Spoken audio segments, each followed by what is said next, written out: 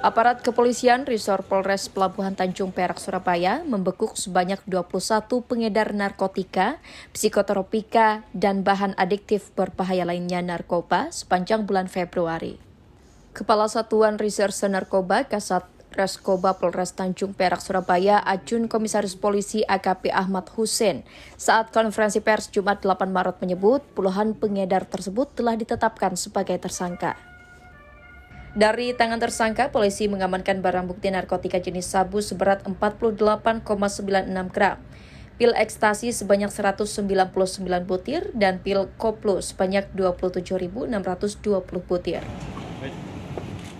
Untuk menjualnya, barang tersebut dia ngambil dari Surabaya, terus kemudian dijual dari Sidoarjo, dan sebagian juga kembali dijual di daerah Surabaya, termasuk di daerah Perak, seperti itu.